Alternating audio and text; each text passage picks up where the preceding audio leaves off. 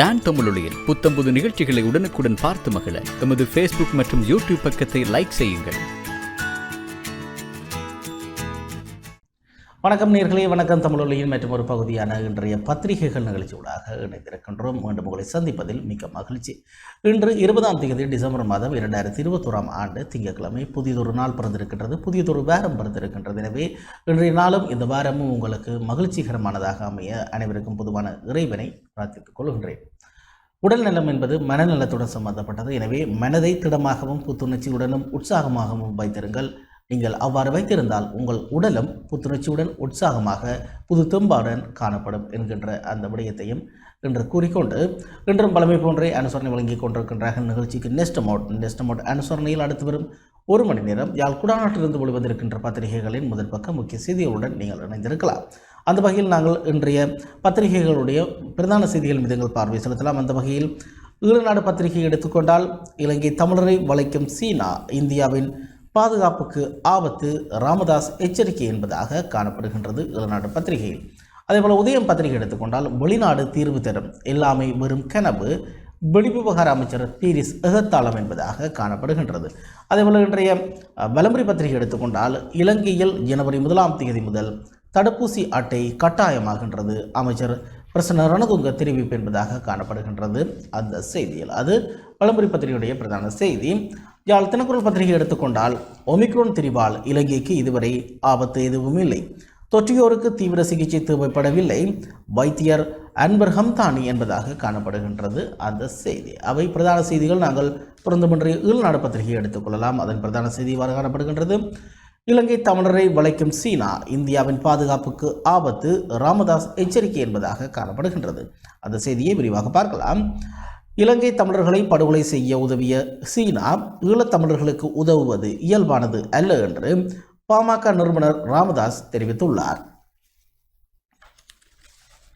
இது குறித்து ராமதாஸ் வெளியிட்டுள்ள அறிக்கையில், இலங்கையில் தமிழர்கள் அதிகம் வாழும் யாழ்ப்பாணம் உள்ளிட்ட வடக்கு மாநிலத்தின் பல்வேறு பகுதிகளில் இலங்கைக்கான சீன தூதுவர் ஹீ சென்ஹாங் சுற்றுப்பயணம் மேற்கொண்டிருக்கின்றார். அங்கு வாழும் ஈழத்தமிழர்களுக்கும் தமிழர் அமைப்புகளுக்கும் அவர் ஏராளமான உதவிகளை வாரி வழங்கியிருக்கின்றார். இலங்கை தமிழர்களை படுகொலை செய்ய உதவிய சீனா, ஈழத்தமிழர்களுக்கு உதவுவது இயல்பானது அல்ல. இலங்கைக்கான சீன தூதராக நியமிக்கப்பட்டுள்ள ஹீ சென்ஹாங் கடந்த புதன், வியாழன், வெள்ளி ஆகிய 3 நாட்களும் ஈழத்தமிழர்கள் அதிகம் வாழும் வடக்கு மாகாணத்தில் சுற்றுப்பயணம் செய்துள்ளார். யாழ்ப்பாணம் நல்லூர் கந்தசுவாமி கோவிலுக்கு வேட்டி அணிந்து சென்ற சீன தூதுவர் அங்கு இந்து சமய முறைப்படி வழிபாடு நடத்தியதுடன் கோவிலுக்கு நன்கொடைகளையும் வழங்கியுள்ளார். கோவிலுக்கு வெளியில் தமிழர்களுக்கு பல்வேறு உதவிகளையும் வழங்கினார். தொடர்ந்து யாழ்ப்பாணத்தில் தீயால் அழிந்து சீரமைக்கப்பட்ட நூலகத்துக்கு சென்ற சீன தூதுவர் நூலக பயன்பாட்டுக்கு மடிக்கணினி உள்ளிட்ட உதவிகளை வழங்கியதுடன் நூலகத்தை டிஜிட்டல் மயமாக்கவும் சீனா உதவும் என்று அறிவித்துள்ளார். இலங்கை தமிழர்களின் மீனவர் கூட்டுறவு சங்கத்தில் உறுப்பினர்களாக இருக்கும் மீனவர்களுக்கு மீன்பிடி விலைகள், உணவு தானியங்கள் என பல 75 லட்சத்துக்கும் கூடுதலான உதவிகளை சீன தூதுவர் சென்ஹாங் வழங்கியுள்ளார். இலங்கை தமிழர்களுக்கு எதிரான இன அழிப்பு போருக்கு அனைத்து வகைகளிலும் உதவியது சீன அரசுதான். அப்படிப்பட்ட சீன அரசு இப்போது திடீரென ஈழத்தமிழர்கள் மீது பாசம் காட்டுவதன் பின்னணியில் திட்டமிடப்பட்ட கணக்குகள் உள்ளன. சீனாவையும் சிங்களத்தையும் எதிரியாக பார்க்கும் இலங்கை தமிழர்கள் மத்தியில் தனக்கு நற்பெயரை ஏற்படுத்தி கொண்டு இலங்கையின் வடக்கு பகுதியிலும் கால் பதிக்க வேண்டும், அதன் மூலம் இந்தியாவுக்கு நெருக்கடி தர வேண்டும் என்பதுதான் சீனாவின் நோக்கமாகும். அதன் ஒரு கட்டமாகத்தான் சீன தூதுவர் தமிழராகவே மாறி ஆலய வழிபாடு, மீனவர்களுக்கு உதவி உள்ளிட்ட உதவிகளை வழங்கி நல்லெண்ணத்தை ஏற்படுத்துவதற்கான நாடகத்தை அரங்கேற்றியிருக்கின்றார். சீனாவின் இந்த திடீர் கரிசனத்துக்கு இந்திய மேற்கொண்ட ராஜதந்திர நடவடிக்கையால் சீனாவுக்கு ஏற்பட்ட பின்னடைவும் ஒரு காரணமாகும். தமிழகத்திற்கு அருகில் உள்ள நெடுந்தீவு, அனலைத்தீவு, நயனாதீவு ஆகிய 3 தீவுகளில் காற்றாலை மற்றும் சூரிய ஒளி மின் திட்டத்தை செயல்படுத்துவதற்கான ஒப்பந்தத்தை சீனாவின் சினோசர் அண்ட் இடெக்வின் நிறுவனத்துக்கு கடந்த ஜனவரியில் இலங்கை வழங்கியது. இத்திட்டங்களை செயற்படுத்தும் போர்வையில் தமிழ்நாட்டை சீனா கண்காணிக்கும் ஆபத்து உள்ளதாகவும் இந்தியா இந்த விடயத்தில் எச்சரிக்கையாக இருக்க வேண்டும் என்றும் வலியுறுத்தி கடந்த பிப்ரவரி 9ஆம் தேதி அறிக்கை வெளியிட்டிருந்தேன். அதன் பின்னர் அத்தீவுகளில் மின் திட்டத்தை செயல்படுத்துவதற்கான ரூபாய் 87 கோடியை இந்தியா இலங்கைக்கு இலவசமாகவே கொடுத்தால் அத்திட்டத்திலிருந்து சீனாவை இலங்கை வெளியேற்றிவிட்டது. இந்தியாவின் அழுத்தம் தான் அதற்கான காரணம் என்று மறைமுகமாக குற்றம் சாட்டிய சீனா இப்போது மாலைதீவுகளில் கலப்பு மின்திட்டங்களை செயல்படுத்த ஒப்பந்தம் செய்து கொண்டுள்ளது. தமிழ்நாடு உள்ளிட்ட தென்னிந்தியாவை கண்காணிப்பதற்கான முதல் முயற்சி தோல்வியடைந்துவிட்ட நிலையில் ஈழத்தமிழர்களின் ஆதரவு இல்லாமல் வடக்கு இலங்கையில் கால் பதிக்க முடியாது என்பதனால் தான் இலங்கை தமிழர்களை வளைக்கும் முயற்சியை சீனா மேற்கொண்டிருக்கின்றது. யாழ்ப்பாணத்துக்கு பயணம் மேற்கொண்ட சீன தூதுவர் சென்ஹாங் பருத்தித்துறைக்கு சென்று அங்குள்ள சிங்கள கடற்படையினரிடம் இங்கிருந்து இந்தியா எவ்வளவு தூரம் என்று கேட்டறிந்ததும் அங்கிருந்து ட்ரோன்கள் மூலம் இந்திய எல்லையை கண்காணித்ததும் கடைசியாக தமிழக எல்லைக்கு அருகில் ராமர் பாலத்தில் 3வது மனத்திட்டு வரை படகில் பயணித்து பார்வையிட்டு சென்றுள்ளதும் பொழுதுபோக்குவதற்காக அல்ல, இந்தியாவை கண்காணிப்பதற்கான உத்திகளை வகுப்பதற்காகத்தான் என்பதை அனைவரும் அறிவார்கள். இலங்கை தமிழர்களை வளைத்து வடக்கு இலங்கையில் கால் பதித்து விடலாம், அதன் பின்னர் இந்தியாவுக்கு தொல்லை தரலாம் என சீனா நினைத்தால் அந்த முயற்சிக்கு இலங்கை தமிழர்கள் துணை போக மாட்டார்கள். இலங்கைக்கு ஆதரவாக ஈழத்தமிழர்களுக்கு எதிரான செயல்களை இந்தியா கடந்த காலங்களில் செய்துள்ளது என்றாலும் கூட இந்தியாவின் பாதுகாப்புக்கும் இறைமைக்கும் பாதிப்பை ஏற்படுத்தும் எத்தகைய சதித்திட்டத்துக்கும் இலங்கை தமிழர்கள் துணை போக மாட்டார்கள். அதே நேரத்தில் சீனாவுக்கு வழங்கியிருந்த மின்திட்ட ஒப்பந்தத்தை இலங்கை திரும்ப பெற்றுவிட்டது என்பதனாலேயே இலங்கையை நம்ப முடியாது. நாளையே சீனா இன்னும் பல மடங்கு நிதி அளித்தால் இந்தியாவுக்கு துரோகம் செய்ய இலங்கை தயங்காது. இலங்கையின் வடக்கு பகுதியில் சீனா மேற்கொண்டு வரும் முயற்சிகள் எதிர்காலத்தில் இந்தியாவின் பாதுகாப்புக்கு பெரும் அச்சுறுத்தலை ஏற்படுத்தும் என்பது மறுக்க முடியாத உண்மை. இதை கருத்தில் கொண்டு இந்திய பாதுகாப்பு உத்திகளிலும் வெளியுறவு கொள்கைகளிலும் மாற்றங்களை செய்ய வேண்டும்.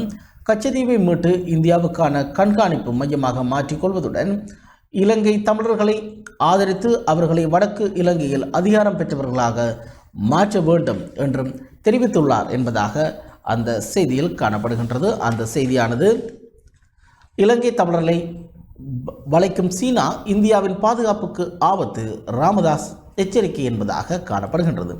அதேபோல சீனா மட்டுமல்ல, எந்த நாடும் தமிழருக்கு தீர்வை வழங்காது, சம்பந்தன் கனவு காணக்கூடாது என்கின்றார் பீரிஸ் என்பதாகவும் ஒரு செய்தி வெளிவந்திருக்கின்றது. இன்றைய உள்நாடு பத்திரிகையில் சீனா மாத்திரமல்ல, எந்த நாடும் தமிழ் மக்களுக்கு அரசியல் தீர்வை வழங்காது, வெளிநாடுகள் தீர்வு வழங்கும் என்று தமிழ் தேசிய கூட்டமைப்பின் தலைவர் இரா சம்பந்தன் கனவு காணக்கூடாது. இவ்வாறு வெளிவிவகார அமைச்சர் பேராசிரியர் GL பீரிஸ் தெரிவித்துள்ளார். போரால் பெரிதும் பாதிக்கப்பட்ட தமிழ் மக்கள் அரசியல் தீர்வு குறித்து முன்னேற்றகரமான கருத்துக்களையே எதிர்பார்க்கின்றனர். ஆனால் சீனா இது தொடர்பில் இதுவரை அக்கறை செலுத்தவில்லை என்று தமிழ் தேசிய கூட்டமைப்பின் தலைவர் இரா சம்பந்தன் தெரிவித்திருந்தார். இலங்கைக்கான சீன தூதுவர் சென்ஹாங் தலைமையிலான குழுவினர் வடக்கு மாகாணத்தின் யாழ்ப்பாணம் மற்றும் மன்னார் மாவட்டங்களுக்கு கடந்த சில தினங்களாக பயணம் மேற்கொண்டிருந்தனர். இந்த பயணம் தொடர்பில் சம்பந்தன் கருத்துரைக்கும் போதே இவ்வாறு கூறியிருந்தார். சம்பந்தனின் இந்த கருத்து தொடர்பில் வெளிவிவகார அமைச்சர் பேராசிரியர் GL பீரிஸிடம் வினவிய போது சம்பந்தனின் இந்த கருத்து தொடர்பில் வெளிவிவகார அமைச்சர் பேராசிரியர் GL பீரிஸிடம் அவர் குறிப்பிடுகையில், இலங்கை இறையாண்மையுள்ள நாடு, இறையாண்மையுள்ள நாடுகளின் உள் விவகாரங்களில் தலையிடும் அதிகாரம் வெளிநாடுகளுக்கு இல்லை. அந்த வகையில் இந்தியா, பிரிட்டன், அமெரிக்கா உள்ளிட்ட வெளிநாடுகள் தமிழர்களுக்கு அரசியல் தீர்வு வழங்கும் என்று தமிழ் தேசிய கூட்டமைப்பின் தலைவர் இரா சம்பந்தன் கனவு காணக்கூடாது. சீனா மாத்திரமல்ல, எந்த நாடும் தமிழ் மக்களுக்கு அரசியல் தீர்வை வழங்காது. எமது அரசு தீர்வை வழங்க தயாராக உள்ளது. ஆனால் அதை புறக்கணிக்கும் வகையில் தமிழ் தேசிய கூட்டமைப்பினரின் நடவடிக்கைகள் உள்ளன என்றார் என்பதாக அந்த செய்தியில் காணப்படுகின்றது. அந்த செய்தியானது சீனா மட்டுமில்ல, எந்த நாடும் தமிழருக்கு தீர்வு வழங்காது, சம்பந்தன் கனவு காணக்கூடாது என்கின்றார் பீரிஸ் என்பதாக காணப்படுகின்றது. அதேபோல சீன தூதுவரின் வடக்கு விஜயம் ஏன் அஞ்சுகின்றது கூட்டமைப்பு அமைச்சர் தினேஷ் கேள்வி என்பதாக காணப்படுகின்றது. மற்றும் ஒரு செய்தி, சீன தூதுவர் தலைமையிலான குழுவினர் எந்தவித அரசியல் நோக்கத்துடனும் வடக்கு மாகாணத்துக்கு செல்லவில்லை, அபிவிருத்தியே அவர்களின் நோக்கம். இந்த நிலையில் அவர்களின் விஜயத்தை கண்டு தமிழ் தேசிய கூட்டமைப்பினர் ஏன் அஞ்சுகின்றனர் என்று நமக்கு புரியவில்லை. இவ்வாறு சபை முதல்வரும் கல்வி அமைச்சருமான தினேஷ் குணவர்த்தன தெரிவித்துள்ளார். இலங்கைக்கான சீன தூதுவர் சென்ஹாங் தலைமையிலான குழுவினர் வடக்கு மாகாணத்துக்கு விஜயம் செய்தமை குறித்து தமிழ் தேசிய கூட்டமைப்பின் தலைவர் இரா சம்பந்தன், அதன் பேச்சாளர் MA சுமந்திரன் ஆகியோர் அதிருப்தியான கருத்துக்களை வெளியிட்டுள்ளனர். இது தொடர்பில் கருத்துரைக்கும் போதே அமைச்சர் தினேஷ் குணவர்த்தன இவ்வாறு குறிப்பிட்டுள்ளார். அவர் மேலும் கூறுகையில், வடக்கு மாகாண தமிழ் மக்கள் அபிவிருத்தியை விரும்புகின்றனர். ஆனால் இதை தடுக்கும் நடவடிக்கையில் தமிழ் தேசிய கூட்டமைப்பினர் ஈடுபடுகின்றனர். போரால் பாதிக்கப்பட்ட மக்களுக்கு அபிவிருத்தி தான் முக்கியம் என்றார் என்பதாக அந்த செய்தியில் காணப்படுகின்றது. அந்த செய்தியானது சீன தூதுவரின் வடக்கு விஜயம் ஏன் அஞ்சுகின்றது கூட்டமைப்பு அமைச்சர் தினேஷ் கேள்வி என்பதாக காணப்படுகின்றது. அதே போல சீனாவின் நடவடிக்கைகளை துளியளவும் ஏற்க மாட்டோம் ஸ்ரீதரன் எம்பி திட்டவட்டம் என்பதாகவும் ஒரு செய்தி வெளிவந்திருக்கின்றது. சீன தூதுவர் சக்கோட்டையிலிருந்து இந்தியா எவ்வளவு தூரம் என்று கேட்பதும் அவர் மன்னாரில் மணத்திட்டவரை செல்வதும் ஒரு மிக ஆபத்தான விடயம். சீனாவின் நடவடிக்கைகளை நாங்கள் ஒரு துளியளவும் ஏற்க மாட்டோம் என பாராளுமன்ற உறுப்பினர் சிவஞானம் ஸ்ரீதரன் தெரிவித்துள்ளார். சீன தூதுவரின் வடக்குக்கான பயணத்தை மேற்கொண்டிருந்த பின்னர் அமைச்சர் வாசுதேவ நாணயக்கார வடக்கில் சீனாவுக்கும் இந்தியாவுக்கும் காணிகளை வழங்க உள்ளதாக கருத்து வெளியிட்டுள்ளார். இது தமிழ் மக்களின் இருப்பை கேள்விக்குறியாக்க உள்ளதே என கேட்டபோதே அவர் இவ்வாறு தெரிவித்துள்ளார். நேற்று முன்தினம் சனிக்கிழமை வடமராட்சி கிழக்கு பகுதியில் 2004ஆம் ஆண்டு சுனாமியால் காவு கொள்ளப்பட்டவர்களின் நினைவாக 26 செங்கடலை எனும் இசை தட்டு வெளியீட்டு விழா உடுத்துறை பாரதி விளையாட்டு மைதானத்தில் வெளியிட்டு வைக்கப்பட்டது. அதன் பின்னர் ஊடகங்களுக்கு கருத்து வெளியிடும் போதே அவர் இவ்வாறு தெரிவித்துள்ளார்.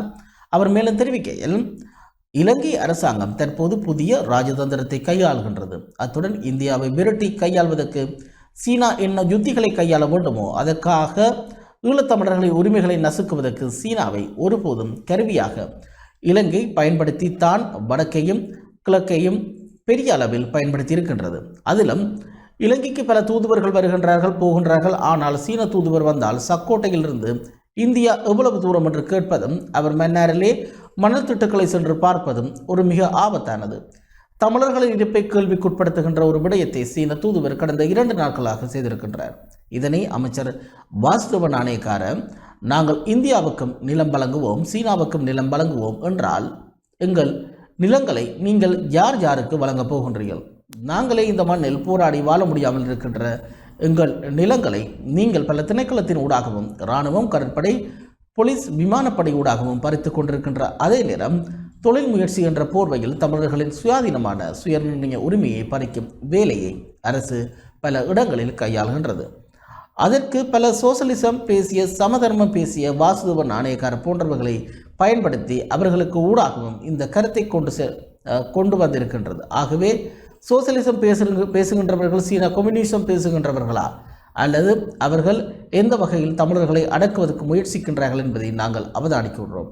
சீனாவின் நடவடிக்கைகளை நாங்கள் ஒரு துளியளவும் ஏற்க மாட்டோம். நாங்கள் இலங்கைக்கு மட்டுமில்லை சீனாவுக்கு எதிராகவும் போராட வேண்டிய நாட்கள் அண்மையில் வந்துள்ளதாகவே நாங்கள் உணர்கின்றோம். ஆகவே அதற்கான நடவடிக்கையையும் நாங்கள் தொடர்ச்சியாக மேற்கொள்வோம் என்றார் என்பதாக அந்த செய்தியில் காணப்படுகின்றது. அந்த செய்தியானது சீனாவின் நடவடிக்கையை துளியளவும் ஏற்க மாட்டோம் ஸ்ரீதரன் எம்பி திட்டவட்டம் என்பதாக காணப்படுகின்றது. அதே போல டொலர் பற்றாக்குறையை சமாளிக்க தங்கத்தின் கையிருப்பு விற்பனை அமைச்சரவையில் முன்மொழிவு என்பதாக ஒரு செய்தி வெளிவந்திருக்கின்றது. வெளிநாட்டு கையிருப்பில் பணப்புழக்க அளவை அதிகரிப்பதற்காக நாட்டின் தங்க இருப்புகளை விற்பனை செய்வது தொடர்பாக கடந்த வாரம் அமைச்சரவை பத்திரம் சமர்ப்பிக்கப்பட்டதாக தெரிவிக்கப்படுகின்றது. பல்வேறு அமைச்சர்களினால் பல்வேறு கருத்துக்கள் முன்வைக்கப்பட்டுள்ளன. இவ்வுடைய தொடர்பில் வல்லுநர்களின் ஆலோசனைகளை பெறவும் முன்மொழியப்பட்டுள்ளதாக சிங்கள ஊடகம் செய்தி வெளியிட்டுள்ளது. அதன்படி கடந்த அமைச்சரவை கூட்டத்தில் இது குறித்து இறுதி முடிவு எடுக்கப்படவில்லை என்பதாக அந்த செய்தியில் காணப்படுகின்றது. அந்த செய்தியானது டொலர் பற்றாக்குறையை சமாளிக்க தங்கத்தின் கையிருப்பு விற்பனை அமைச்சரவையில் முன்மொழிவு என்பதாக காணப்படுகின்றது. அதேபோல கிளிநொச்சியில் கிணற்றிலிருந்து 4 வயது சிறுமி சடலமாக மீட்பு என்பதான ஒரு செய்தியும் வெளிவந்திருக்கின்றது. இன்றைய வெளிநாடு பத்திரிகையில் கிளிநொச்சியில் கிணற்றிலிருந்து 4 வயது சிறுமி ஒருவர் சடலமாக மீட்கப்பட்டுள்ளார். கிளிநொச்சி அம்பாள் நகரை சேர்ந்த டசிந்தர் சஞ்சியா என்ற 4 வயது சிறுமியை இவ்வாறு சடலமாக மீட்கப்பட்டுள்ளார். விளையாடி கொண்டிருந்த சிறுமி காணாமல் போன நிலையில் தேடப்பட்டார். சிறுமியை உறவினர்கள் மற்றும் அயலவர் இணைந்து தேடினார்கள். வீட்டு கிணற்றை நீர் பம்பி மூலம் இறைத்துள்ளனர். இதன் போது சிறுமி கிணற்றிலிருந்து சடலமாக மீட்கப்பட்டுள்ளார். குறித்த சிறுமியின் உடல் பிரேத பரிசோதனைக்காக கிளிநொச்சி வைத்தியசாலையில் வைக்கப்பட்டுள்ளது என்பதாக அந்த செய்தியில் காணப்படுகின்றது. அது கிளிநொச்சியில் கிணற்றிலிருந்து 4 வயது சிறுமி சடலமாக மீட்பு என்பதான செய்தியாக இருக்கின்றது. அதேபோல தோட்ட கிணற்றினுள் விழுந்து 8 வயது சிறுவன் உயிரிழப்பு பருத்தித்துறையில் துயர சம்பவம் என்பதாக மற்றொரு செய்தியும் காணப்படுகின்றது. தோட்ட கிணற்றில் மீன்பிடித்து விளையாடி கொண்டிருந்த சிறுவன் ஒருவன் கிணற்றில் விழுந்து பரிதாபமாக உயிரிழந்துள்ளான். நாச்சிமார் கோயிலடி திக்கம் பகுதியில் நேற்று ஞாயிற்றுக்கிழமை முற்பகல் இந்த சம்பவம் இடம்பெற்றுள்ளது. இந்த சம்பவத்தில் அதே இடத்தை சேர்ந்த நியந்தர் ரித்திக்குமார் வயது 8 என்ற சிறுவனை உயிரிழந்துள்ளார்.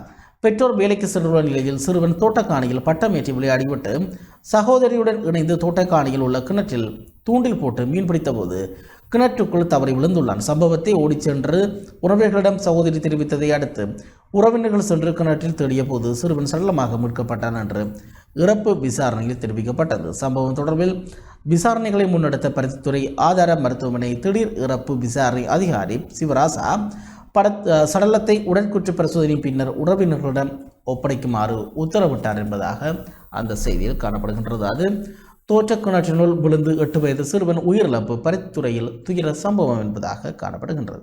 அதேபோல பூப்பந்தாட்ட நடுவர் ஜானை தாக்கியதில் உயிரிழந்தார் என்பதாக ஒரு செய்தியும் இன்றைய ஈழநாடு பத்திரிகை வெளிவந்திருக்கின்றது. வவுனியாவிலிருந்து திருவண்ணாமலை நோக்கி சென்று கொண்டிருந்த இளைஞர் ஒருவர் ஜானை தாக்கி உயிரிழந்துள்ளார் என கெப்பட்டிக்குழாவி போலீசார் தெரிவித்துள்ளனர். இச்சம்பவம் நேற்று மாலை இடம்பெற்றுள்ளது. இவ்வாறு உயிரிழந்தவர் திருவண்ணாமலை பகுதியைச் சேர்ந்த சிவபாலசுந்தரம் மயூரன் 33 வயது ஆவார். 69வது தேசிய பூப்பந்தாட்ட விளையாட்டு நிகழ்வு கொழும்பில் நடைபெற்று வருகின்ற நிலையில் இவர் அதன் நடுவராக செயற்பட்டு வந்துள்ளார். கொழும்பிலிருந்து வவுனியா நோக்கி ரயிலில் வருகின்ற அவர் மீண்டும் மோட்டார் சைக்கிளில் திருவண்ணாமலை நோக்கி சென்று கொண்டிருந்த போது வீதியை கடக்க முற்பட்ட யானை இவரை தாக்கியதாக தெரிய வருகின்றது. விசாரணைகளை கெப்பட்டிக்குழாவ போலீசார் மேற்கொண்டு வருகின்றனர் என அந்த செய்தியில் காணப்படுகின்றது. அது பூப்பந்தாட்ட நடுவர் யானை தாக்கியதில் உயிரிழந்தார் என்பதாக காணப்படுகின்றது. இவை இன்றைய ஈழநாடு பத்திரிகை முதல் பக்கத்தில் காணக்கூடிய முக்கியமான செய்திகளாக இருக்கின்றது. எனவே இன்றைய பத்திரிகைகள் நிகழ்ச்சியில் ஒரு சிறிய விளம்பர இடைவெளியின் பின்னர் மீண்டும் சந்திக்கலாம்.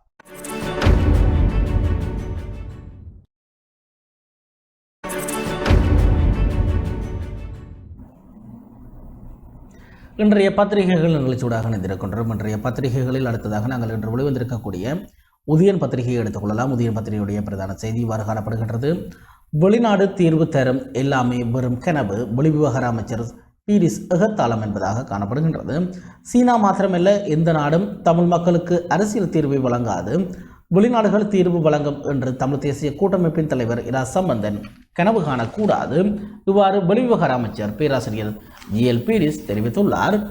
இலங்கைக்கான சீன தூதுவர் கி சென்ஹாங் தலைமையிலான குழுவினர் வடக்கு மாகாணத்தின் யாழ்ப்பாணம் மற்றும் மன்னார் மாவட்டங்களுக்கு கடந்த சில தினங்களாக பயணம் மேற்கொண்டிருந்தனர்.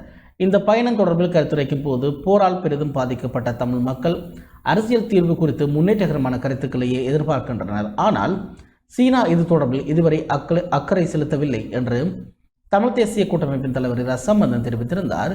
சம்பந்தனின் இந்த கருத்து தொடர்பில் வெளிவிவகார அமைச்சர் பேராசிரியர் ஜிஎல் பீரிஸிடம் வினவிய போதே அவர் இவ்வாறு தெரிவித்துள்ளார். இலங்கை இறையாண்மையுள்ள நாடு, இறைமையுள்ள நாட்டின் உள் விவகாரங்களில் தலையிடும் அதிகாரம் வெளிநாடுகளுக்கு இல்லை. அந்த வகையில் இந்தியா, பிரிட்டன், அமெரிக்கா உள்ளிட்ட வெளிநாடுகள் தமிழர்களுக்கு அரசியல் தீர்வு வழங்கும் என்று தமிழ் தேசிய கூட்டமைப்பின் தலைவர் இரா சம்பந்தன் கனவு காணக்கூடாது. சீனா மாத்திரமில்லை, இந்த நாடும் தமிழ் மக்களுக்கு அரசியல் தீர்வை வழங்காது. நமது அரசு தீர்வை வழங்க தயாராக உள்ளது. ஆனால் அதனை புறக்கணிக்கும் வகையிலேயே தமிழ் தேசிய கூட்டமைப்பினரின் நடவடிக்கைகள் உள்ளன என்று வெளிவிவகார அமைச்சர் தெரிவித்தார் என்பதாக அந்த செய்தியில் காணப்படுகின்றது. அந்த செய்தியானது வெளிநாடு தீர்வு தரும் எல்லாமே வெறும் கனவு, வெளிவிவகார அமைச்சர் பீரிஸ் எகத்தாளம் என்பதாக காணப்படுகின்றது. அதே போல இன்றைய உதய பத்திரிகையின் இணைய செய்திகளாக முதல் பக்கத்தில் கெமுனு விகாரைக்கு முன்னால் குமார கோவிலில் இருந்த பிள்ளையார் சிலை மாயம் என்பதாக காணப்படுகின்றது. காங்கேசன் துறையில் போலீசார் மற்றும் இராணுவத்தினரின் கண்காணிப்புக்கு உட்பட்ட கெமுனு விகாரை முன்பாக உள்ள குமார கோவிலின் பிள்ளையார் சிலையை கடந்த 9ஆம் தேதி முதல் காணவில்லை என்று தெரிவிக்கப்படுகின்றது. இது தொடர்பில் போலீஸ் நிலையத்தில் முறைப்பாடு செய்யப்பட்டுள்ளது. குமார கோவில் காணியை ஆக்கிரமித்து பாதுகாப்பு தரப்பினர் கெமுனு விகாரையை கட்டியுள்ளனர். உயர் பாதுகாப்பு வலயமாக மேற்படி பிரதேசம் இருந்தபோது இந்த ஆக்கிரமிப்பு இடம்பெற்றிருந்தது. அந்த பகுதி விடுவிக்கப்பட்டதன் பின்னர் குமார கோயில் மூலமைக்கப்பட்டு வழிபாடுகள் மேற்கொள்ளப்பட்டு வந்தன. இந்த நிலையில் கடந்த 9ஆம் தேதி பிள்ளையார் விக்கிரகம் தகர்க்கப்பட்டு எடுத்து செல்லப்பட்டுள்ளது. அதனை மீளவும் நிறுவுவதற்கு துரித ஏற்பாடுகள் மேற்கொள்ளப்பட்டுள்ளன என்பதாக காணப்படுகின்றது அந்த செய்தியில். அது கெமுனு விகாரைக்கு முன்னால் குமார கோவிலில் இருந்த பிள்ளையார் சிலை மாயம் என்பதாக காணப்படுகின்றது. அதேபோல உன்னிக்காய்ச்சல், யாழில் ஒருவர் சாவு என்பதான ஒரு செய்தியும் வெளிவந்திருக்கின்றது. இன்றைய உதய பத்திரிகையில் உன்னிக்காய்ச்சலால் பாதிக்கப்பட்ட ஒருவர் சிகிச்சை பலனின்றி யாழ்ப்பாணத்தில் உயிரிழந்துள்ளார். யாழ்ப்பாணம் கொட்டடியை சேர்ந்த செபஸ்டியான் பெனடிக் ரொசாரி வயது 63 என்பவரே உயிரிழந்துள்ளார். காய்ச்சலால் பாதிக்கப்பட்டிருந்த நிலையில் கடந்த 16ஆம் தேதி இவர் யாழ்ப்பாணம் போதனா மருத்துவமனையில் சேர்க்கப்பட்டிருந்தார். தொடர் சிகிச்சையில் இருந்த அவர் நேற்று காலை சிகிச்சை பலனின்றி உயிரிழந்தார் என்று தெரிவிக்கப்பட்டது. உடற்கூற்று பரிசோதனையில் அவருக்கு உண்ணி காய்ச்சல் இருந்தமை கண்டுபிடிக்கப்பட்டுள்ளது. இறப்பு விசாரணைகளை யாழ்ப்பாணம் போதனா மருத்துவமனையின் திடீர் இறப்பு விசாரணை அதிகாரி நானா பிரேமகுமார் மேற்கொண்டார் என்பதாக அந்த செய்தியில் காணப்படுகின்றது. அது உன்னிக்காய்ச்சலால் யாழில் ஒருவர் சாவு என்பதாக காணப்படுகின்றது. அதேபோல கும்பலால் தாக்கப்பட்டவர் உயிரிழப்பு என்பதாக மற்றொரு செய்தியும் வெளிவந்திருக்கின்றது. கிளிநொச்சி போலீஸ் பிரிவுக்குட்பட்ட சாந்திபுரத்தில் வீடொன்றுக்குள் புகுந்த கும்பலால் தாக்கப்பட்டவர் சிகிச்சை பலனின்றி உயிரிழந்துள்ளார். காளிதாஸ் நாகேந்திரன் என்பவரே உயிரிழந்துள்ளார். கடந்த வியாழக்கிழமை மாலை வீட்டுக்குள் புகுந்த 4 பேர் கொண்ட கும்பல் வீட்டில் இருந்தவரை தாக்கி விட்டு தப்பி சென்றது. தாக்குதலில் தலையில் படுகாயமடைந்தவர் கிளிநொச்சி மருத்துவமனையில் அதிதீவிர சிகிச்சை பிரிவில் சேர்க்கப்பட்டார். அங்கிருந்து மேலதிக சிகிச்சைக்காக யாழ்ப்பாணம் போதனா மருத்துவமனைக்கு மாற்றப்பட்டார். அவருக்கு தொடர் சிகிச்சைகள் வழங்கப்பட்ட நிலையில் சிகிச்சை பலனின்றி நேற்று முன்தினம் உயிரிழந்துள்ளார். இந்த தாக்குதல் சம்பவம் தொடர்பில் கிளிநொச்சி போலீசார் விசாரணைகளை முன்னெடுத்து வருகின்றனர் என்பதாக அந்த செய்தியில் காணப்படுகின்றது. அது கும்பலால் தாக்கப்பட்டவர் உயிரிழப்பு என்பதாக காணப்படுகின்றது. கட்டமிடப்பட்ட 2 செய்திகள் காணப்படுகின்றன. அதில் ஒன்று, தமிழக மீனவர்கள் 43 பேர் நெடுந்தீவு கடலில் கைது என்பதாக காணப்படுகின்றது. இலங்கை கடற்பரப்புக்குள் அத்துமீறி மீன்பிடியில் ஈடுபட்ட குற்றச்சாட்டில் தமிழக மீனவர்கள் 43 பேர் இலங்கை கடற்படையினரால் கைது செய்யப்பட்டுள்ளனர்.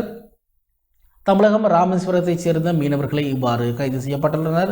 நெடுந்தீவு கடற்பரப்பில் 6 படகுகளில் மீன்பிடியில் ஈடுபட்டிருந்த போது நேற்று முன்தினம் இரவு இவர்கள் கைது செய்யப்பட்டுள்ளனர். இவர்களின் படகுகளும் கடற்படையினரால் கைப்பற்றப்பட்டுள்ளன. இலங்கை கடற்படையினரின் ரோந்து நடவடிக்கையின் போது இவர்கள் கைது செய்யப்பட்டுள்ளனர். கைப்பற்றப்பட்ட 6 படகுகளும் மயிலட்டி துறைமுகத்துக்கு கொண்டு வரப்பட்டுள்ளன. கைது செய்யப்பட்டவர்கள் ஊர்காவத்துறை நீதவான் நீதிமன்ற நீதிபதி ஏ கயநிதி பாலனிடம் முற்படுத்தப்பட்ட போது அவர்களை எதிர்வரும் 31ஆம் தேதி வரை சிறைச்சாலையில் விளக்கமறியலில் வைக்க நீதிவான் உத்தரவிட்டார் என்பதாக அந்த செய்தியில் காணப்படுகின்றது. அது தமிழக மீனவர்கள் 43 பேர் நெடுந்தீவு கடலில் கைது என்பதாக காணப்படுகின்றது. அதே போல தலைமன்னாரிலும் நேற்று தமிழக மீனவர்கள் கைது என்பதான ஒரு செய்தி வெளிவந்திருக்கின்றது. தலைமன்னார் கடலில் எல்லை தாண்டி மீன்பிடித்த குற்றச்சாட்டில் நேற்று காலை தமிழக மீனவர்கள் 12 பேர் கைது செய்யப்பட்டனர் என்று கடற்படை தகவல்கள் தெரிவித்தன. ராமேஸ்வரம் தங்கச்சி மடத்தை சேர்ந்த மீனவர்களை கைது செய்யப்பட்டுள்ளனர். 2 ரோலர் படகுகளில் மீன்பிடியில் ஈடுபட்டிருந்த போதே அவர்கள் கைது செய்யப்பட்டுள்ளனர் என்று கடற்படையினர் தெரிவித்தனர். கைது செய்யப்பட்ட மீனவர்கள் படகுகளுடன் கடற்றொழில் திணைக்கள அதிகாரிகளிடம் ஒப்படைக்கப்படுவார்கள் என்றும் தெரிவிக்கப்பட்டுள்ளது என்பதாக அந்த செய்தியில் காணப்படுகின்றது. அந்த செய்தியானது தலைமன்னாரிலும் நேற்று தமிழக மீனவர்கள் கைது என்பதாக காணப்படுகின்றது. அதேபோல மீனவர்கள் கைதால் தமிழகம் கொதிப்பு என்பதாக ஒரு செய்தி வெளிவந்திருக்கின்றது. இலங்கை கடற்படையினரால் கைது செய்யப்பட்ட தமிழக மீனவர்கள் 43 பேரையும் விடுவிக்க வேண்டும் என்று வலியுறுத்தி தமிழகத்தில் ராமேஸ்வரம் மீனவர்கள் வேலை நிறுத்த போராட்டத்தை அறிவித்துள்ளனர். நெடுந்தீவு கடற்பரப்பில் எல்லை தாண்டி மீன்பிடித்த குற்றச்சாட்டில் நேற்று முன்தினம் இரவு இலங்கை கடற்படையால் 43 தமிழக மீனவர்கள் கைது செய்யப்பட்டுள்ளனர். அவர்களின் 6 படகுகளும் கைப்பற்றப்பட்டுள்ளன. அத்தோடு நேற்று மன்னாரில் மேலும் 12 மீனவர்கள் கைதாகியிருந்தனர். இந்த நிலையில் தமிழக மீனவர்கள் கைது செய்யப்பட்டமையை கண்டித்து தமிழகத்தில் வேலைநிறுத்த போராட்டம் அறிவிக்கப்பட்டுள்ளது. இன்று முதல் காலவரையறையற்ற வேலைநிறுத்த போராட்டம் முன்னெடுக்கப்படும் என்று ராமேஸ்வரம் மீனவர்கள் தெரிவித்தனர். வேலைநிறுத்த அறிவிப்பாளர் சுமார் 800க்கும் அதிகமான விசைப்படகுகள் கடற்கரையில் நங்கூரமிடப்பட்டுள்ளன. அத்துடன் 50,000 மீனவர்களும் 1 லட்சம் மீன்பிடிசார் தொழிலாளர்களும் வேலை இழந்துள்ளனர் என்று தெரிவிக்கப்படுகின்றது. அதே நேரம் சிறைப்பிடிக்கப்பட்ட மீனவர்களின் உறவினர்கள் நாளை ராமேஸ்வரம் பஸ் நிலையத்தில் ஆர்ப்பாட்டம் ஒன்றையும் நடத்த உள்ளனர் என்பதாக அந்த செய்தி காணப்படுகின்றது. அந்த செய்தியானது மீனவர்கள் கைதால் தமிழகம் கொதிப்பு என்பதாக காணப்படுகின்றது. அதேபோல தடுப்பூசி அட்டை ஜனவரி கட்டாயம் என்பதாக மற்றொரு செய்தி வெளிவந்திருக்கின்றது. ஜனவரி மாதம் முதல் பொது இடங்களில் நடமாட கொரோனா தடுப்பூசி அட்டையை கட்டாயமாக்குவதற்கு அரசு தீர்மானித்துள்ளது. இது தொடர்பில் கருத்து தெரிவித்துள்ள சுற்றுலாத்துறை அமைச்சர் பிரசன்ன ரணதுங்க அதற்கான மேலதிக நடவடிக்கைகளை சுகாதார அமைச்சு மேற்கொண்டு வருகின்றது என்றும் தெரிவித்துள்ளார். கம்பஹா மாவட்ட செயலகத்தில் நடைபெற்ற விசேட சந்திப்பொன்றில் கலந்து கொண்டு கருத்து தெரிவித்த போதே அவர் இவ்வாறு தெரிவித்துள்ளார். கிடைக்கும் முதல் சந்தர்ப்பத்தில் தடுப்பூசிகளை பெற்றுக் கொள்வது அனைத்து பிரஜைகளினதும் பொறுப்பாகும் என்றும் அமைச்சர் பிரசன்ன ரணதுங்க தெரிவித்துள்ளார் என்பதாக காணப்படுகின்றது அந்த செய்தியானது தடுப்பூசி அட்டை ஜனவரி கட்டாயம் என்பதாக காணப்படுகின்றது அந்த செய்தியில். அதேபோல கிணற்றில் விழுந்து 4 வயது சிறுமி பலி கிளிநொச்சியில் பரிதாபம் என்கின்ற செய்தி வெளிவந்திருக்கின்றது. அந்த செய்தியை நாங்கள் ஏற்கனவே இன்றைய ஈழநாடு பத்திரிகையில் பார்த்திருக்கின்றோம். அதேபோல தூண்டில் போட்ட சிறுவன் கிணற்றில் விழுந்து சாவு என்பதாகவும் காணப்படுகின்றது. இந்த சம்பவம் யாழ்ப்பாணம் பருத்தித்துறை பகுதியில் இடம்பெற்றிருக்கின்றது. அந்த செய்தி கூட நாங்கள் ஏற்கனவே விரிவாக பார்த்திருக்கின்றோம். அதேபோல மற்றொரு செய்தியாக தூக்கில் தொங்கிய நிலையில் மீட்கப்பட்ட பெண்ணின் உடல் கிளிநொச்சியில் சம்பவம் என்பதாக ஒரு செய்தி வெளிவந்திருக்கின்றது. கிளிநொச்சி ஜெயந்தி நகரில் தூக்கில் தொங்கிய நிலையில் பெண்ணொருவரின் சடலம் நேற்று மீட்கப்பட்டுள்ளது. நிலகரட்ன ஜேசிலி வயது 32 என்பவரே சடலமாக மீட்கப்பட்டுள்ளார். இவர் 3 பிள்ளைகளின் தாய் ஆவார். கிளிநொச்சி சிவில் பாதுகாப்பு திணைக்கள உத்தியோகத்தரான இவர் முன்பள்ளி ஆசிரியராகவும் கடமையாற்றியுள்ளார். இயக்கச்சி விநாயகபுரத்தை சேர்ந்த இவர் தொழில் நிமித்தம் ஜெயந்தி நகரில் வாடகை வீட்டில் தங்கியிருந்தார் என்று கூறப்படுகின்றது. கணவரை பிரிந்து வாழும் இவர் 3 பிள்ளைகளுடன் தனித்து வாழ்கின்றார். நேற்று முன்தினம் இரவு மூத்த பிள்ளைகள் இருவரும் இவருடன் பணியாற்றியவரின் வீட்டுக்கு சென்று தங்கியிருந்த நிலையில் இளைய பிள்ளையுடன் இவர் தனித்திருந்தார் என்று கூறப்படுகின்றது. இந்த நிலையில் இவர் நேற்று தூக்கில் தொங்கிய நிலையில் சடலமாக மீட்கப்பட்டுள்ளார். இந்த சம்பவம் தொடர்பாக கிளிநொச்சி போலீசார் விசாரணைகளை முன்னெடுத்துள்ளனர் என்பதாக அந்த செய்தியில் காணப்படுகின்றது. அது தூக்கில் தொங்கிய நிலையில் மீட்கப்பட்ட பெண்ணின் உடல் கிளிநொச்சியில் சம்பவம் என்பதாக காணப்படுகின்றது. கட்டப்படப்பட்ட ஒரு செய்தி வெளிவந்திருக்கின்றது. இன்றைய உதயன் பத்திரிகையில் புறப்புறுப்பில் ஏற்பட்ட காயமே சிறுமியின் சாவுக்கு காரணம், உடற்கூற்று பரிசோதனையில் வெளியான அதிர்ச்சி தகவல் என்பதாக காணப்படுகின்றது. முல்லைத்தீவு மூங்கிலாறு வடக்கில் நேற்று முன்தினம் சடலமாக மீட்கப்பட்ட சிறுமியின் உயிரிழப்புக்கு பிறப்பு உறுப்பில் ஏற்பட்ட காயமே காரணம் என்பது உடற்கூற்று பரிசோதனையில் கண்டுபிடிக்கப்பட்டுள்ளது. புதுக்குடியிருப்பு போலீஸ் பிரிவுக்குட்பட்ட உடையார்கட்டு வடக்கு மூங்கிலாறில் உள்ள 200 வீட்டு திட்டத்தில் வசிக்கும் யோவனா நிதர்சனா என்ற 12 வயது சிறுமி கடந்த 15ஆம் தேதி முதல் காணாமல் போயிருந்தார். அது தொடர்பில் சிறுமியின் தாய் புதுக்குடியிருப்பு போலீஸ் நிலையத்தில் முறைப்பாடு செய்திருந்தார். அதன் பின்னர் கிராம மக்கள், போலீசார், இராணுவத்தினர் இணைந்து அந்த பகுதியில் தேடுதல் நடத்தப்பட்ட போதும் சிறுமி கண்டுபிடிக்கப்படவில்லை. இந்த நிலையில் நேற்று முன்தினம் வீட்டிலிருந்து சுமார் 300 மீட்டர் தூரத்தில் உள்ள பற்றை காணிக்குள் இருந்து சிறுமியின் உடல் ஆடைகள் கலைந்த நிலையில் மீட்கப்பட்டது. சம்பவ இடத்துக்கு சென்று விசாரணைகளை மேற்கொண்ட போலீசார் சடலத்தை மீட்டு உடற்கூற்று பரிசோதனைக்காக முல்லைத்தீவு மாவட்ட மருத்துவமனையில் ஒப்படைத்தனர். உடற்கூற்று பரிசோதனைகள் மேற்கொள்ளப்பட்ட நிலையில் சிறுமியின் புறப்புறுப்பில் ஏற்பட்ட காயமே உயிரிழப்புக்கு காரணம் என்று தெரிவிக்கப்படுகின்றது. சிறுமி திருவோணமலையில் விடுதியில் தங்கியிருந்து கல்வி கேட்ட நிலையில் கடந்த ஜூலை மாதமே மூங்கிலாறு வந்திருந்தார். அதன் பின்னர் அவர் வீட்டில் தங்கியிருந்தார் என்று உறவினர்கள் தெரிவித்துள்ளனர். இந்த சம்பவம் தொடர்பில் போலீசார் பல்வேறு கோணங்களில் விசாரணைகளை முன்னெடுத்து வருகின்றனர். சிறுமி வன்புணர்வுக்கு உட்படுத்தப்பட்டாரா அல்லது சிறுமி கருக்கலைப்புக்கு உட்படுத்தப்பட்டாரா அல்லது சித்திரவதைக்கு உட்படுத்தப்பட்டாரா என்ற கோணங்களிலும் விசாரணைகள் முன்னெடுக்கப்படுகின்றன என்று தெரிய வருகின்றது. சிறுமியின் குடும்ப உறுப்பினர்களிடம் விசாரணைகள் மேற்கொள்ளப்படுகின்றன என்றும் போலீசார் தெரிவித்தனர் என்பதாக காணப்படுகின்றது. அந்த செய்தியில் அது பிறப்புறுப்பில் ஏற்பட்ட காயமே சிறுமியின் சாவுக்கு காரணம், உடற்கூற்று பரிசோதனையில் வெளியான அதிர்ச்சி தகவல் என்பதாக காணப்படுகின்றது. அதேபோல கதிர்காமம் நோக்கி கிளிநொச்சி யாத்ரீகர்கள் பயணித்த பஸ் தடம் புரள்வு, 17 பேர் படுகாயம் என்பதாக காணப்படுகின்றது. கிளிநொச்சியிலிருந்து கதிர்காமத்துக்கு சென்ற பஸ் விபத்துக்குள்ளானதில் 17 பேர் படுகாயமடைந்துள்ளனர். படுகாயமடைந்தவர்களில் 13 பேர் மகா ஓயா மருத்துவமனையிலும் 4 பேர் மட்டக்களப்பு பொது மருத்துவமனையிலும் சேர்க்கப்பட்டுள்ளனர். கிளிநொச்சியில் இருந்து கதிர்காமத்துக்கு நேற்றிரவு யாத்ரீகர்களை ஏற்றி சென்ற பஸ் மகா ஓயா பதியத்தலாவ பகுதியில் விபத்துக்குள்ளாகியது. அந்த பகுதியில் கடும் மழை பெய்த நிலையில் பஸ் கட்டுப்பாட்டை இழந்து 20 அடி ஆழமான பள்ளத்தில் வீழ்ந்து விபத்துக்குள்ளானது.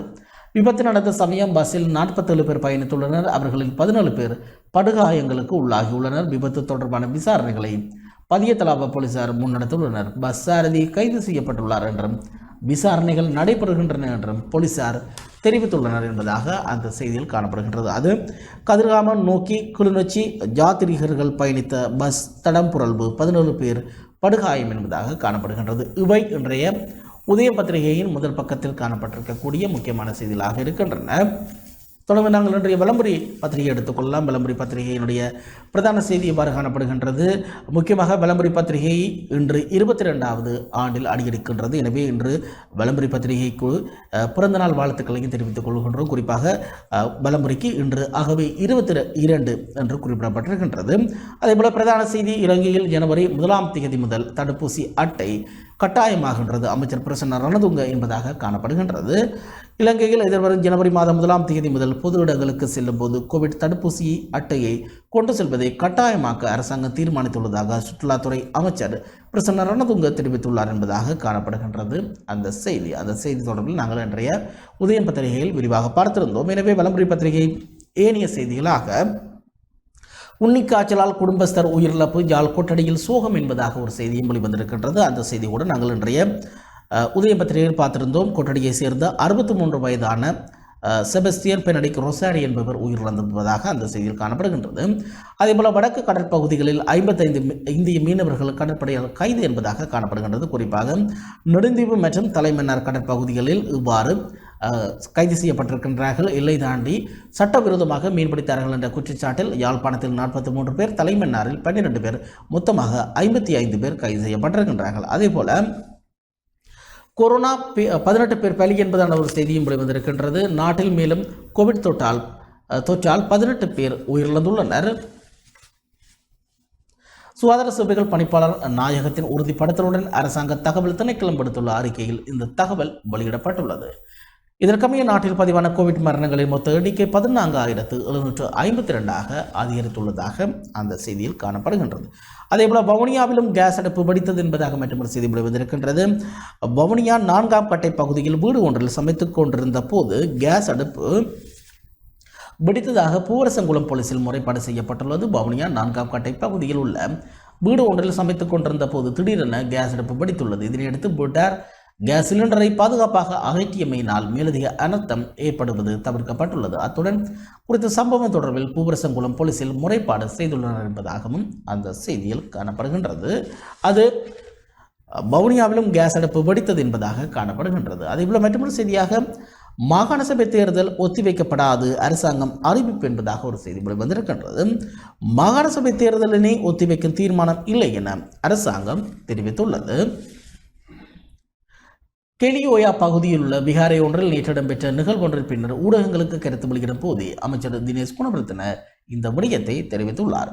மாகாண சபை தேர்தலை ஒத்திவைக்கும் யோசனை அமைச்சரவையில் சமர்ப்பிக்கப்படவில்லை எனவும் அவர் குறிப்பிட்டுள்ளார் என்பதாக அந்த செய்தியில் காணப்படுகின்றது. அது மாகாண சபை தேர்தல் ஒத்திவைக்கப்படாது, அரசாங்கம் அறிவிப்பு என்பதாக இருக்கின்றது. 13வது திருத்தச் சட்டம் தமிழ் மக்களுக்கு எந்த பாதுகாப்பையும் வழங்கவில்லை, காணாமல் போனவர்களின் உறவுகள் என்பதாக ஒரு செய்தி வெளிவந்திருக்கின்றது. 13வது திருத்தம் தமிழர்களுக்கு எந்த பாதுகாப்பையும் வழங்கவில்லை என வவுனியாவில் கடந்த 1767வது நாளாக தொடர் போராட்டத்தில் ஈடுபட்டுள்ள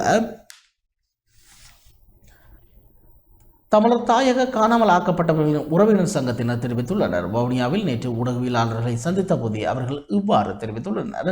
இதன்போது கருத்து வெளியிட்டுள்ள அவர்கள் கடந்த 74 வருடங்களாக ஒற்றையாட்சி அரசில் தமிழர்கள் பல உரிமைகளை இழந்தனர் மற்றும் ஒரு அரசியல் ஆதாயம் பெறவில்லை. ஆக்கிரமிப்பு மற்றும் ஒடுக்குமுறையுடன் யுத்தம் மற்றும் இனப்படுகொலையின் தொடர்ச்சியின் பின்னர் தமிழர்கள் வடக்கு கிழக்கில் ஒரு தமிழ் இனமாக வாழ்வதற்கு 3 அடிப்படை கட்டமைப்புகள் தேவை என்றனர் என்பதாக அந்த செய்தியில் காணப்படுகின்றது. அந்த செய்தியானது 13வது திருத்தச் சட்டம் தமிழ் மக்களுக்கு எந்த பாதுகாப்பையும் வழங்கவில்லை, காணாமல் போனவர்களின் உறவுகள் என்பதாக காணப்படுகின்றது. அதேவேளை கிளிநொச்சியில் கிணற்றிலிருந்து 4 வயது சிறுமி சடலமாக மீட்பு என்கின்ற செய்தியும், கிணற்றில் தவறி விழுந்த 8 வயது சிறுவன் மரணம், வடமராட்சியில் பரிதாபம் என்கின்ற செய்தியும் அந்த இன்றைய விளம்பரி பத்திரிகை முதல் பக்கத்தில் காணப்படுகின்றது. அதே போல யாழ் பல்கலைக்கழக துணைவேந்தருடைய வாழ்த்து செய்தியும் காணப்படுகின்றது. விளம்பரி பத்திரிகையினுடைய 22வது அகவை தினத்தை முன்னிட்டு யாழ் பல்கலைக்கழக துணைவேந்தர் பேராசிரியர் ஸ்ரீ சர்க்குணராஜா புகழாரம் சூட்டியுள்ளார் என்பதாக அந்த செய்தியில் காணப்படுகின்றது. இவை இன்றைய விளம்பரி பத்திரிகையும் முதல் பக்கத்தில் காணப்பட்டிருக்கக்கூடிய முக்கியமான செய்திகளாக இருக்கின்றது. எனவே இன்றைய பத்திரிகைகள் நிகழ்ச்சியில் ஒரு சிறிய ஒரு விளம்பர இடைவெளியை நாங்கள் இப்பொழுது எடுத்துக்கொள்ளலாம்.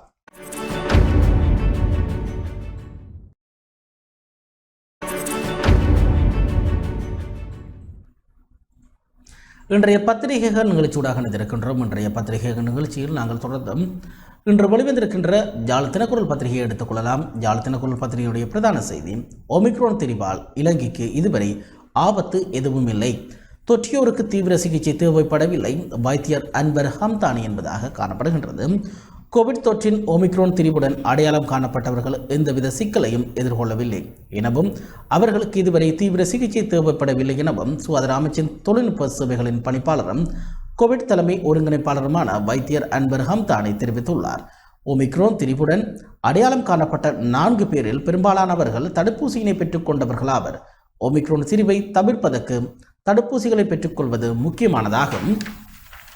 தடுப்பூசிகளின் காரணமாக நோய் எதிர்ப்பு சக்தி அதிகரிக்கப்பட்டுள்ளதாகவும் அவர் தெரிவித்துள்ளார். இலங்கையில் கோவிட் தொற்றை கட்டுப்படுத்துவதற்கான கடந்த 1.5 வருடங்களில் சுகாதார அமைச்சு 181 பில்லியன் ரூபாவை செலவிட்டுள்ளதாகவும் 2021 ஆண்டுக்கான வரவு செலவு திட்டத்தில் சுகாதாரத்துறைக்காக ஒதுக்கப்பட்ட தொகைக்கு மேலதிகமாக இந்த தொகை செலவிடப்பட்டுள்ளதாகவும் சுகாதார அமைச்சர் ஹெஹலிய ரம்புக்வெல தெரிவித்துள்ளார். சவாலான காலப்பகுதியில் நாட்டில் சுகாதார அமைப்புக்காக இவ்வளவு பெரிய தொகையை செலவிடுவது அரசாங்கத்தினால் எடுக்கப்பட்ட குறிப்பிடத்தக்க நடவடிக்கையாகும். 14.5 பில்லியன் ரூபாய் செலவில் அதிகளவு தடுப்பூசி டோஸ் கையிருப்புகளை இறக்குமதி செய்ய நடவடிக்கை எடுக்கப்பட்டுள்ள அதேவேளை பூஸ்டர் தடுப்பூசி சீர்திட்டத்தில் இலங்கை 4வது இடத்தில் இருப்பதாகவும் அமைச்சர் மேலும் தெரிவித்துள்ளார் என்பதாக அந்த செய்தி காணப்படுகின்றது. அந்த செய்தியானது, ஒமிக்ரோன் திரிவால் இலங்கைக்கு இதுவரையில் ஆபத்து எதுவும் இல்லை, தொற்றியோருக்கு தீவிர சிகிச்சை தேவைப்படவில்லை, வைத்தியர் அன்வர் ஹம்தானி என்பதாக காணப்படுகின்றது. அதனுடன் இணைந்ததாக தடுப்பூசி அட்டை ஜனவரி முதல் கட்டாயமாகின்றது என்கின்ற செய்தியும் காணப்படுகின்றது. ஜனவரி 1ஆம் தேதி முதல் பொது இடங்களுக்கு பிரவேசிக்கும் போது கோவிட் தடுப்பூசி அட்டைகள் கட்டாயமாக்க அரசாங்கம் தீர்மானித்துள்ளதாக அமைச்சர் பிரசன்ன ரணதுங்க தெரிவித்த செய்தி காணப்படுகின்றது. அது தொடர்பில் நாங்கள் ஏற்கனவே விரிவாக பார்த்திருக்கின்றோம். அதே போல இராணுவ மனநிலையில் சுகாதார அமைச்சின் செயலாளர் என்பதாக மற்றொரு செய்தி வெளிவந்திருக்கின்றது. சுகாதார அமைச்சின் செயலாளர் இராணுவ மனநிலையில் செயற்படுவதனால் சுகாதாரத்துறையில் வைத்தியர்களுக்கான பற்றாக்குறை ஏற்படும் நிலை உருவாகியுள்ளதாகவும் சட்டவிரோதமான முறையில் இடமாற்றம் சபையின் மூலம் இடமாற்ற நடவடிக்கை மேற்கொள்ளப்படுவதாகவும் அரச வைத்திய அதிகாரிகள் சங்கத்தின் மத்திய குழு மற்றும் ஊடக குழு உறுப்பினர் வாசன் ரட்னசிங்கம் தெரிவித்துள்ளார். அவர் மேலும் தெரிவிக்கையில், அரச வைத்திய அதிகாரிகள் சங்கத்தின் பிரதிநிதிகள் பங்கு பெற்றலின் இன்றி உள்ளக பயிற்சியை நிறைவு செய்து நியமனத்தை பெற்றுக்கொள்ள காத்திருக்கும் நபர்களுக்கான இடமாற்ற பட்டியல் வெளியிடப்பட்டுள்ள இடமாற்ற பட்டியலில் இடமாற்ற சபையின் அங்கம் வகிக்கின்ற சகலரதும் ஒத்துழைப்பின் பேரிலேயே வெளியிடப்பட வேண்டும். அரசு வைத்திய அதிகாரிகள் சங்கம் என்ற வகையில் நீதியான முறையில் தொழிற்சங்க விதிகளுக்கு அமைய ஸ்தாபன விதிக்கோவைகளுக்கு உட்பட்ட விதத்தில் இடமாற்ற சபையில் பங்கு பெற்ற நீதியான முறையில் அதிகாரம் இருக்கின்றது. கடந்த காலங்களில் வைத்தியர்களின் பிரச்சனைகள் தொடர்பில் பொதுமக்கள் சீரான முறையில் வைத்திய சேவைகளை பெற்றுக்கொள்வதற்கு தேவையான நடவடிக்கைகளை அரச வைத்திய அதிகாரிகள் சங்கம் மேற்கொண்டிருந்தது. ஆனால் தற்போது சுகாதார அமைச்சில் கடமையாற்றும் நபர்கள் கடந்த அரசாங்கத்தில் சுகாதார அமைச்சராக இருந்த ராஜித சேனாரட்னவினால் இவ்வாறு நியமனங்கள் குளறுபடிகளுக்கு உள்ளாக்கப்பட்டு மேற்கொள்ளப்பட்ட நடவடிக்கைகளே தற்காலத்தில் மேற்கொள்ளப்படுகின்றது. இதனால் நாட்டில் உள்ள பல சுகாதார நிலையங்களில் வைத்தியர்களுக்கான பற்றாக்குறை ஏற்படுவதற்கான வாய்ப்பு ஏற்பட்டுள்ளது. கோவிட் சிகிச்சை நிலையங்களில் பணிக்கமர்த்தப்பட்ட வைத்தியர்கள் வேறு இடங்களுக்கு இடமாற்றப்படுவதால் கோவிட் சிகிச்சை நிலையங்களில் வைத்தியர்கள் பற்றாக்குறை ஏற்படும் நிலை ஏற்பட்டுள்ளது. சுகாதார அமைச்சின் செயலாளர் இராணுவ மனநிலையில் செயல்படுவதனால் இந்த குளறுபடிகள் ஏற்பட்டுள்ளன என்றார் என்பதாக அந்த செய்தியில் காணப்படுகின்றது. அந்த செய்தியானது இராணுவ மனநிலையின் சுகாதார அமைச்சின் செயலர் அரசு வைத்திய அதிகாரிகள் சங்கம் கண்டனம் என்பதாக காணப்படுகின்றது. அதேபோல நெடுந்தீவு கடலில் ஒரே நாளில் 43 இந்திய மீனவர்கள் கைது, 6 படகுகளும் கைப்பற்றப்பட்டன, 31ஆம் தேதி வரை விளக்கமறியலில் என்பதாக காணப்படுகின்றது செய்தி. அந்த செய்தி நாங்கள் ஏற்கனவே விரிவாக பார்த்திருக்கின்றோம். யாழ்ப்பாணம் நெடுந்தீவு கடற்பரப்பில் 43 இந்திய மீனவர்கள் கைது செய்யப்பட்டு இப்பொழுது அவர்கள் 31ஆம் தேதி வரை விளக்கமறியலில் வைக்கப்பட்டிருக்கின்றார்கள். அவர்கள் வந்த விசைப்படகுகளும் அதே போல அவர்கள் பிடித்த மீன்களும் நேற்று கைப்பற்றப்பட்டதாக அந்த செய்திகளில் குறிப்பிடப்பட்டிருக்கின்றது. எனவே ஏனைய செய்திகள் மீது எங்கள் பார்வையை செலுத்தலாம். தொடர்ந்து சம்பிக்காவுக்கு மர்ம நபர் தொலைபேசி மூலம் மிரட்டல் என்பதாக ஒரு செய்தி வெளிவந்திருக்கின்றது.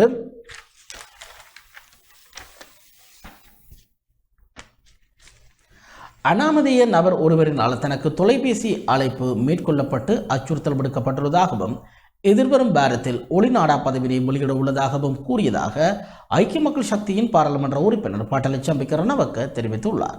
தற்போது நீதிமன்றத்தில் நிலுவையில் உள்ள தனக்கு எதிராக தாக்கல் செய்யப்பட்டுள்ள வழக்கின் சாட்சியாளராக தன்னை அறிமுகப்படுத்தியதாகவும் தெரிவித்தார். இந்த நபர் டிசம்பர் 14 செவ்வாய்க்கிழமை காலை 11 மணி முதல் 12 மணி வரை எனக்கு அழைப்பினை ஏற்படுத்தி தனக்கு எதிராக தாக்கல் செய்யப்பட்டுள்ள மற்றும் நீதிமன்றங்களில் நிலுவையில் உள்ள வழக்கின் ஒவ்வொரு விவரமும் தனக்கு தெரியும் என தெரிவித்துள்ளார். என் மீது தாக்கல் செய்யப்பட்டுள்ள விபத்துடன் தொடர்புடைய சந்தீப் குணவர்த்தன இராஜாங்க அமைச்சர் ஒருவரை சந்திப்பதற்காக அழைத்து சென்றது தாம் எனவும் எனக்கு எதிராக சாட்சியம் அளிக்கும் நபர்களை இன்னொரு அமைச்சரவை அந்தஸ்துள்ள அமைச்சரிடம் அழைத்து சென்றதாகவும் தெரிவித்தார். எதிர்வரும் நாட்களில் எனது ஒளிநாடாவை வெளியிட உள்ளதாகவும் விரைவில் என்னை சந்திக்க வருவதாகவும் தெரிவித்திருந்தார். இது நிச்சயம் பொய்யானது.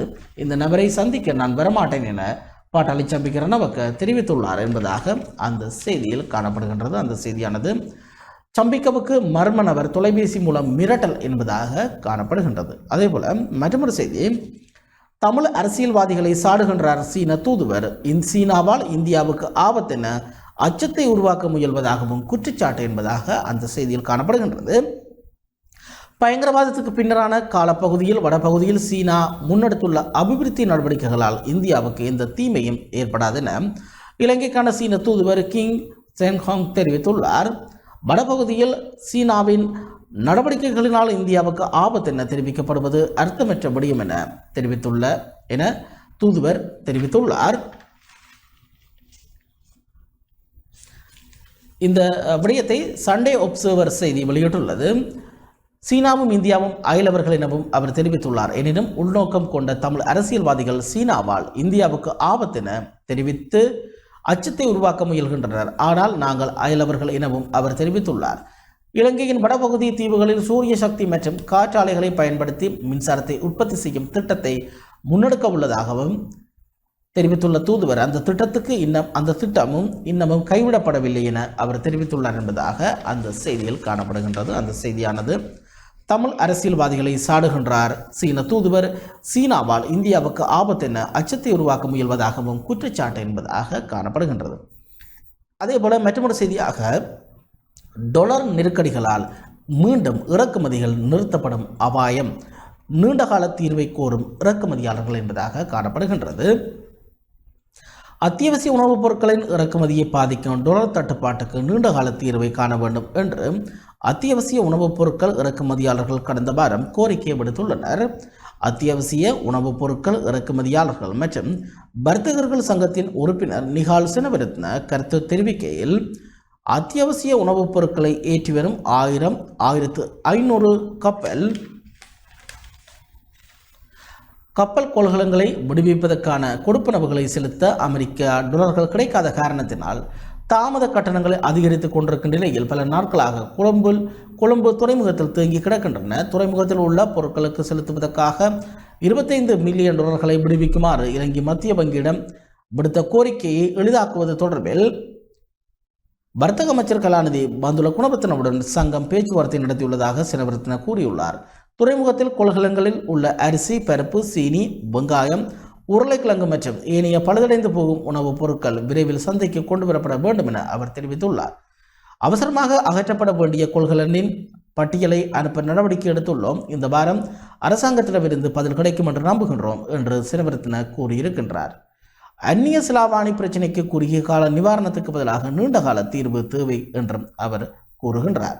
அரசாங்கத்தின் கடுமையான இறக்குமதி கட்டுப்பாடுகளை தொடர்ந்து 800 கொள்கலன்களை விடுவிக்க 50 மில்லியன் டாலர்கள் கோரப்பட்ட நிலையில் செப்டம்பரில் இதே போன்ற இறக்குமதியாளர்கள் நிவாரணம் கோரியிருந்தனர். துறைமுகத்தில் இருக்கும் கொள்கலன்களுக்கு ஒவ்வொரு நாளும் தாமத கட்டணம் செலுத்த வேண்டும். இது எங்கள் செலவை நாம் இறக்குமதி செய்யும் ஒவ்வொரு பொருளுக்கும் 1 கிலோவுக்கு 10 அல்லது அதற்கு மேல் அதிகரிக்க செய்கின்றது. இதனால் நாம் தொடர்ந்து நஷ்டம் அடைய முடியாது. இறக்குமதியை நிறுத்துவதை நாம் பரிசீலிக்க வேண்டியிருக்கலாம், ஆனால் அது நுகர்வோரையே பாதிக்கும் எனவும் செனவரத்ன தெரிவித்துள்ளார் என்பதாக அந்த செய்தியில் காணப்படுகின்றது. அந்த செய்தியானது டொலர் நெருக்கடிகளால் மீண்டும் இறக்குமதி நிறுத்தப்படும் அபாயம், நீண்டகால தீர்வை கோரும் இறக்குமதியாளர்கள் என்பதாக அந்த செய்தியில் இருக்கின்றது. அதேபோல மருந்துகளை இறக்குமதி செய்ய முடியாத நிலை, முக்கிய மருந்துகளுக்கு தட்டுப்பாடு என்பதாகவும் மற்றொரு செய்தி வெளிவந்திருக்கின்றது. நாட்டில் நிலவும் டொலர் நெருக்கடி மற்றும் அரசாங்கத்தின் தடையினால் இறக்குமதி செய்வதற்காக வங்கிகளில் கடன் கடிதங்களை திறப்பதில் உள்ள சிரமம் காரணமாக அத்தியாவசிய மருந்துகளை இறக்குமதி செய்ய முடியாத நிலை காணப்படுவதாகவும் முக்கிய மருந்துகளுக்கு தட்டுப்பாடு நிலவுவதாகவும் தெரிவிக்கப்பட்டுள்ளது. நாடளாவிய ரீதியில் உள்ள அரசுக்கு சொந்தமான ஒசுசல மருந்தகங்களில் இருந்தும் மருந்துகளை வாங்க முடியாமல் தவிப்பதாக பெரும் எண்ணிக்கையிலான மக்கள் புகார் தெரிவித்துள்ள நிலையில் சில மருந்து பொருட்களுக்கு தட்டுப்பாடு வெளிச்சத்துக்கு வந்துள்ளது. சந்தைப்படுத்தல் கணிப்பீட்டு அறிக்கைகளின்படி இதய நோய்கள், உயர் இரத்த அழுத்தம், புற்றுநோய் மற்றும் நோய் எதிர்ப்பு மருந்துகள் உட்பட சுமார் 200 முக்கிய மருந்துகளுக்கு தட்டுப்பாடு நிலவுகின்றது. இலங்கையில் அத்தியாவசிய மருந்துகளுக்கு தட்டுப்பாடு ஏற்பட்டுள்ளதாகவும் பற்றாக்குறையாக உள்ள 7 அத்தியாவசிய மருந்துகள் அடுத்த சில வாரங்களில் மூல கையிருப்பு செய்யப்படும் என்றும் அரசாங்கம் தெரிவித்துள்ளது என்பதாக அந்த செய்தியானது தொடர்ந்து செல்கின்றது. அது மருந்துகளை இறக்குமதி செய்ய முடியாத நிலை, முக்கிய மருந்துகளுக்கு தட்டுப்பாடு என்பதான செய்தியாக காணப்படுகின்றது. மற்றொரு செய்தி, சபுகஸ்கந்த எண்ணெய் சுத்திகரிப்பு நிலையத்தை மீண்டும் மூடும் அபாயம் என்பதாக காணப்படுகின்றது. மசகு எண்ணெயை கொள்வனவு செய்வதற்கு தேவையான கடன்களை அரசாங்கம் பெற்றுக்கொள்ள தவறியதன் காரணமாக மீண்டும் சபுகஸ்கந்த எண்ணெய் சுத்திகரிப்பு நிலையத்தை மூட வேண்டிய அபாயம் ஏற்பட்டுள்ளதாக தொழிற்சங்கவாதியான ஆனந்த பாலித தெரிவித்துள்ளார். எரிசக்தி அமைச்சரின் கருத்துக்கள் இதனை உறுதிப்படுத்துகின்றன. மன்னார் கடற்படுக்கையில் ஒரு வருட காலத்துக்கு எண்ணெய் கொள்வனவு செய்வதற்கு LNG வைப்பு தொகையை வழங்குவதன் மூலம் ஓமான் ராஜ்யத்திடமிருந்து 3.6 பில்லியன் அமெரிக்க டாலர்களை பெறுவதாக எரிசக்தி அமைச்சர் தெரிவித்துள்ளார். அந்த வசதியை இனி அரசாங்கம் பெற்றுக்கொள்ளாது. இலங்கை பெட்ரோலிய கூட்டுத்தாபனத்தின் கடனை அடைப்பதற்காக 1 பில்லியன் அமெரிக்க டாலர்களை அமைச்சரவை அங்கீகாரம் வழங்கியுள்ள போதிலும் அமைச்சர் 2.5 பில்லியன் அமெரிக்க டாலர்களை கடனாக பெற முயற்சித்துள்ளார். நிதி கையிருப்பில் இருப்பது போல் அமைச்சர் செயல்பட்டார். எரிபொருளை கொள்வனவு செய்வதற்காக இந்தியாவிடமிருந்து 500 மில்லியன் அமெரிக்க டாலர் பெறப்படுவதாக அமைச்சர் கூறிய நிலையில் நிதியமைச்சர் இந்தியாவிடமிருந்து எரிபொருளை மாத்திரம் கொள்வனவு செய்வதற்கான ஏற்பாடுகளை செய்துள்ளார். 500 மில்லியன் அமெரிக்க டாலர் கடனை நாடு பெறாவிட்டால் எண்ணெய் சுத்திகரிப்பு நிலையத்தை மூட வேண்டியிருக்கும். அமைச்சர் கடனை பெற்றுக்கொள்ள முற்படும் போது அண்மைய நாட்களில் புதிய எண்ணெய் ஏற்றுமதி தொகுதிகள் எதுவும் நாட்டுக்கு வரவில்லை எனவும் அவர் மேலும் தெரிவித்துள்ளார் என்பதாக அந்த செய்தியில் காணப்படுகின்றது. அது சபுகஸ்கந்த எண்ணெய் சுத்திகரிப்பு நிலையத்தை மீண்டும் மூடும் அபாயம் என்பதாக காணப்படுகின்றது. அதேபோல பட்ஜெட் விவாதத்துக்கு 800 மில்லியன் செலவு என்பதாக மற்றொரு செய்தியும் வெளிவந்திருக்கின்றது. இன்றைய யாழ் தினக்குரல் பத்திரிகையில் 2022ஆம் ஆண்டுக்கான வரவு செலவு திட்ட விவாதத்தின் போது பாராளுமன்ற செயற்பாடுகளை முன்னெடுப்பதற்கு 800 மில்லியன் ரூபாய் செலவு செய்யப்பட்டுள்ளதாக பாராளுமன்ற தகவல்கள் தெரிவித்துள்ளதாக அந்த செய்தியில் காணப்படுகின்றது. அந்த செய்தி பட்ஜெட் விவாதத்துக்கு 800 மில்லியன் செலவு என்பதாக காணப்படுகின்றது. இவை இன்றைய யாழ் தினக்குரல் பத்திரிகையின் முதல் பக்கத்தில் காணப்பட்டிருக்கக்கூடிய சில முக்கியமான செய்திகளாக இருக்கின்றன. இத்துடன் இன்றைய பத்திரிகைகள் நிகழ்ச்சியானது நிறைவுக்கு வருகின்றது என்றும் நிகழ்ச்சிக்கு வளமை போன்ற அனுசரணை வழங்கியிருந்தார்கள் நெஸ்ட் அமௌண்ட். அதே போல ஒளிபரப்பில் தொழில்நுட்பத்தில் உதவிய ஜோனிஸ்டனுடன் விடைபெறும் நான் கனகநாயகம் பரோதயன். மீண்டும் மற்றொரு நிகழ்ச்சி வாயிலாக சந்திக்கலாம். வணக்கம். டான் தமிழொலியில் புத்தம்புது நிகழ்ச்சிகளை உடனுக்குடன் பார்த்து மகிழ எமது Facebook மற்றும் YouTube பக்கத்தை லைக் செய்யுங்கள்.